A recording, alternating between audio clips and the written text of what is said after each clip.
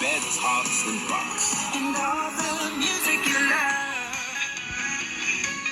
BBC Three Counties Radio. Now, as I just mentioned, we love shining a light on people who do amazing things against all odds. And our next story is no exception. A new book has been released about a Sierra Leonean professor, Chris Lynch, who was one of the founding fathers of the gynecological ward at Milton Keynes Hospital. It's called The Professor and I, and it documents how Professor Lynch went from being a factory worker in his home country to delivering thousands of babies in our patch. Author Nana Oguntola joins us now to explain more. Good evening.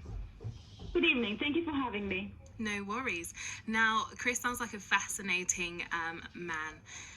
Just tell me about, I guess, his early days and, how he started his life. Yes, Christopher was born in Sierra Leone, and he lived there till he was, I believe, 17 years old. And he actually didn't start working there as a factory worker. He just started working as a banker there, and then he came over to England on a boat, a 10-day journey, which he said was really horrendous, and he was very seasick all the time. And he came here with 52 pounds in his pocket, and to the cold of England, he was very shocked. It was so cold, and he got a scholarship to do his A-levels in England. He did it via correspondence course because he didn't have any money. Whilst he was actually doing his A-levels via correspondence course, then he was working in a paint factory during that time. Oh, I see. He then got his A-levels and he won himself a scholarship to Oxford University, where he studied law. He graduated, did very well, was the only black person in a class of 120 students. Wow. And when he graduated, though, he could not find work because in those early days, law firms did not want black lawyers on their benches, so he couldn't get any work. So he ended up in London being a porter at a hospital, St. Bart's Hospital. So he was doing porter work there, and also at the meat market. And one of his friends was actually that he'd gone to university with in Oxford was at St. Bart's, and he saw him there as a porter, and he was like, well, what are you doing here, working as a porter after a degree from Oxford? And he said, well, I'm stuck. No one's hiring me. I've got this degree. I have to leave. So his friend invited him to a rugby match, and he met one of the professors, and Professor Lynch was very good at rugby, and they informed him that with a first degree, you could switch over and study medicine. You could get a scholarship. And so he switched over. That's how he switched over to study medicine. He did really well and passed. Most of the other people who'd come from the arts to do medicine did not. It was a very difficult transition. So from there, he transited really to becoming a gynecologist, and became assistant registrar to the Queen's gynecologist. So, he was rubbing shoulders with royalty. He met people like Diana and Fidel Castro and Bob Marley and Jimi Hendrix. Amazing. He had such a fascinating life. And then he came up to Milton Keynes, where he was one of the founding fathers of the gynecological ward, and he's responsible for helping Milton Keynes become a teaching hospital and for setting up the Myrtle Peach Cancer Trust. Yeah. An amazing life. It sounds absolutely fascinating. Now, he basically not only went on to deliver thousands of babies, but he also helped save the lives of millions of women, I believe. Yes, he did. He invented something called the B-Lynch suture. It's basically the only invention in gynecology and obstetrics in the past 50 years. There has not been any other invention apart from the B-Lynch suture. And this invention actually saves women from dying at childbirth due to hemorrhaging. And to the WHO, it saved the lives of at least 2 million women worldwide.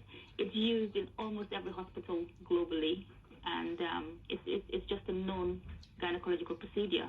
You can Google it, and it's just there. So, yeah, remarkable, really. I think it's so fascinating how this young man came all the way from Sierra Leone and just made such an amazing impact on the world. It's amazing. So tell me a bit about your connection to Chris. Basically, I met Chris, I think, about 10 years ago. And when I heard his story, I was just stunned. I was like, because I'm a storyteller, I'm a filmmaker, and I love stories. I think they're extremely important to identity and one's position in life, really. Yeah. Positioning. So I was really surprised. I was like, well, why haven't I heard this story before? Why isn't this a big story? Why isn't he more famous? Why isn't he a knight? Why isn't he on TV? And why isn't a book written about him? So my husband and I then tried to get him to write a book, to write his story at that time, but that did not work out. So it took me 10 years really to get that book done. In 2018, I did a short film on him and 5 other people who came to Milton Keynes and who of Black heritage and who have contributed to the development of Milton Keynes, because I just feel like these are hidden stories. People come here, but you don't hear about them. We don't hear about Black contribution as much as we should. So he was featured as one of the stories that young people made a film about, and the response to his story was amazing. The young people were stunned that there was such a man in Milton Keynes, and after that, then got working on his story. That's absolutely amazing, and kudos to you for picking up this story and making sure that people hear about it, because now the masses are hearing about his story, as rightly so. Now, in the book, you talk about Professor Chris's mantra about treading softly among the tulips. Tell us more about that. What does that mean? Yeah, he said that mantra makes me laugh. His father taught him that mantra, walking softly amongst the tulips. It's a very sweet mantra, and he is that way. He is a gentleman all his life, and I think sometimes I used to say to him, I think sometimes he should have, crushed some tulips, because I think that with the amount and level of contribution that he has made to the UK and to the world, I think, first of all, he should have been a knight a long time ago.